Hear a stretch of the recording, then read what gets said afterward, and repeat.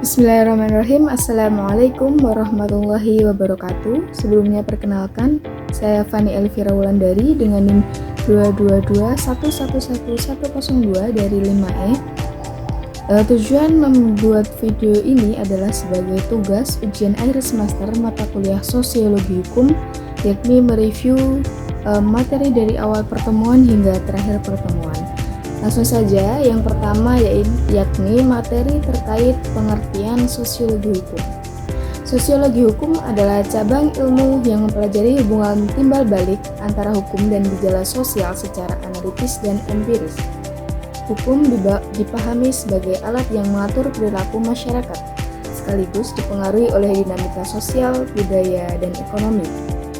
Ruang lingkupnya mencakup pola perilaku dalam masyarakat, pengaruh perubahan sosial terhadap hukum dan sebaliknya. Kemudian yang materi kedua yakni hukum dan kenyataan masyarakat. Hubungan antara hukum dan perubahan sosial, fokus utamanya terletak pada bagaimana perubahan sosial mempengaruhi sistem hukum dengan penekanan pada karakteristik hukum Islam yang universal dan berbasis realitas. Teori perubahan sosial seperti pandangan Max Weber dan Arnold M. Rose menunjukkan bahwa hukum dipengaruhi oleh faktor sosial seperti teknologi, interaksi sosial, dan gerakan sosial. Kemudian terkait yuridis empiris dan yuridis normatif. Pendekatan yuridis empiris menekankan pada implementasi hukum dalam masyarakat melalui observasi langsung dan analisis pola perilaku sosial. Sedangkan pendekatan yuridis normatif berfokus pada analisis norma hukum melalui studi perpustakaan. Keduanya memiliki objek kajian yang berbeda. Empiris lebih berorientasi pada efektivitas hukum dalam praktik, sementara normatif lebih pada norma dasar dan doktrin hukum.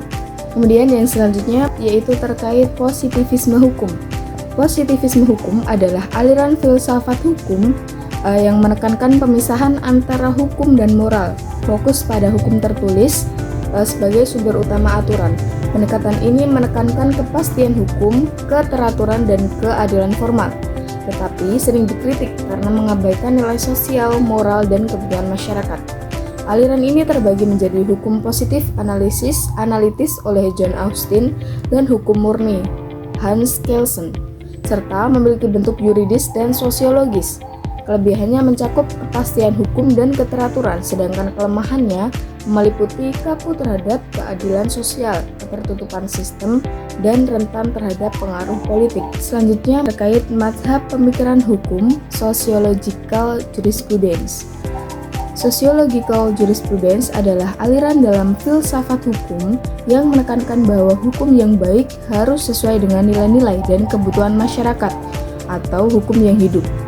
Aliran ini memisahkan hukum positif dari hukum yang hidup di masyarakat dengan pandangan bahwa hukum hanya efektif jika selaras dengan norma sosial. Tokoh utama aliran ini adalah Eugen Ehrlich yang menempatkan masyarakat sebagai pusat perkembangan hukum dan Roscoe yang memperkenalkan hukum sebagai pusat perkembangan hukum atau social engineering. Selanjutnya terkait mazhab pemikiran hukum living law dan utilitarianisme. Living law adalah konsep hukum yang tumbuh dan berkembang dalam masyarakat, baik yang tertulis maupun tidak tertulis.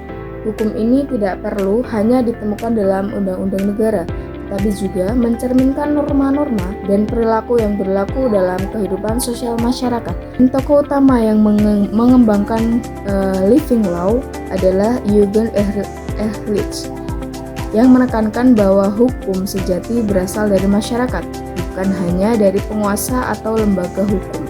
F.K. von Savigny juga menekankan bahwa hukum adalah bagian dari budaya yang hidup dalam masyarakat, mencerminkan jiwa dan nilai-nilai khas suatu bangsa.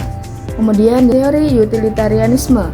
Teori ini mengusulkan bahwa tindakan atau kebijakan seharusnya dievaluasi berdasarkan manfaat dan biaya yang ditimbulkan untuk masyarakat.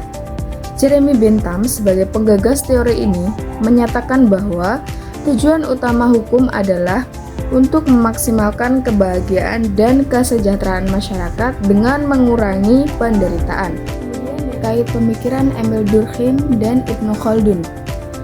Emil Durkheim dan Ibnu Khaldun adalah dua tokoh penting dalam sejarah sosiologi yang memberikan kontribusi besar terhadap pemahaman tentang masyarakat dan fenomena sosial. Ia fokus pada konsep fakta sosial, yaitu pola-pola sosial yang mempengaruhi perilaku individu, baik yang bersifat material seperti hukum maupun yang non-material seperti norma. Karya-karya terkenalnya seperti The Division of Labor in Society dan Suicide mengkaji hubungan antara individu dan masyarakat. Sementara itu, Ibnu Khaldun yang dikenal sebagai salah satu pemikir terpenting dari dunia Islam memberikan sumbangan besar dalam sosiologi melalui karyanya yang membahas perubahan sosial dan fenomena masyarakat.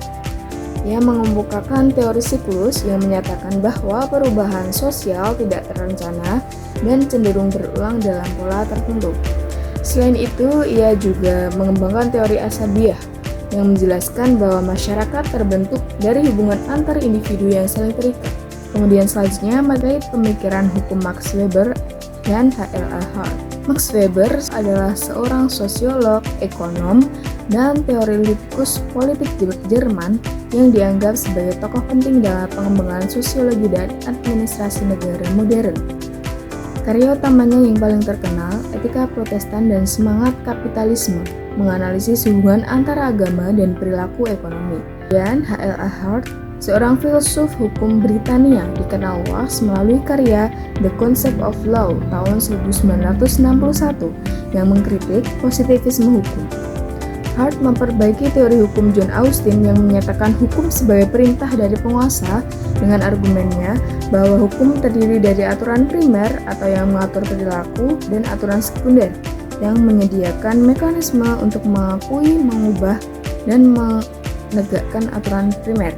Teori aturan sekunder Hart mencakup rule of recognition yang mengidentifikasi sumber-sumber hukum serta rule of change dan rule of adjudication yang mengatur pembuatan dan penegakan hukum. Kemudian terkait dengan effectiveness of law.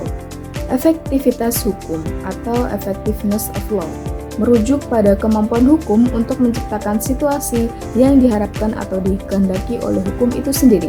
Menurut Clarence J. Diaz, ada 5 syarat utama untuk menilai efektivitas hukum, yaitu kemudahan pemahaman aturan, penyebaran pengetahuan hukum di masyarakat, kemudian efisiensi mobilisasi hukum, mekanisme penyelesaian sengketa yang efektif, dan yang terakhir yakni pengakuan masyarakat terhadap efektivitas aturan hukum. Kemudian terkait law and social control.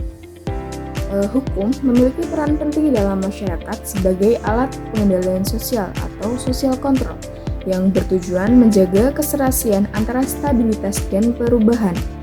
Pengendalian sosial ini dapat bersifat preventif, yakni mencegah gangguan terhadap kepastian hukum dan keadilan, atau represif, yaitu memulihkan keserasian hukum dengan masyarakat ketika terjadi pelanggaran. Hal ini bertujuan mengubah pola pikir masyarakat tradisional ke arah yang lebih adaptif terhadap perubahan, sehingga mampu meningkatkan kesejahteraan masyarakat. Kemudian, terkait socio-legal studies.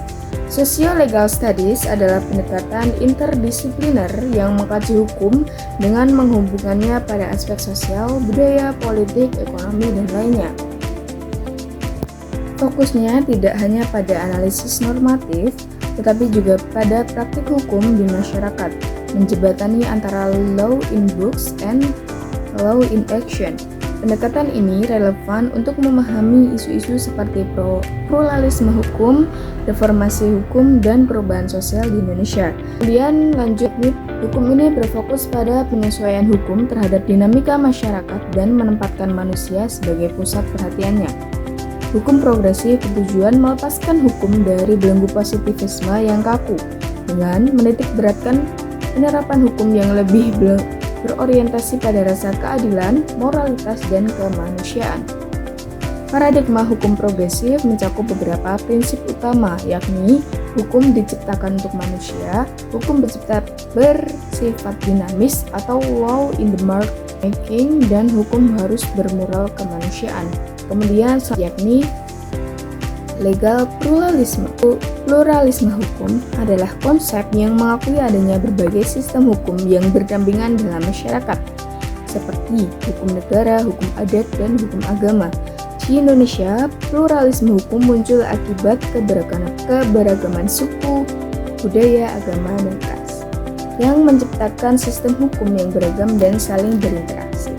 Gerakan pluralisme hukum juga terlihat dalam advokasi untuk melindungi hak masyarakat adat, khususnya terkait dengan tanah ulayat. Kemudian, terkait pendekatan sosiologis dalam studi hukum Islam. Pendekatan sosiologi hukum Islam mengkaji hubungan antara hukum dan masyarakat dengan fokus pada pengaruh sosial, budaya, dan politik terhadap penerapan hukum. Dalam konteks Islam, penerapan hukum dipengaruhi oleh budaya dan perubahan sosial yang terlihat dalam perbedaan pendapat di kalangan ulama. Mungkin cukup sekian yang dapat saya sampaikan, kurang lebihnya mohon maaf. Terima kasih. Wassalamualaikum warahmatullahi wabarakatuh.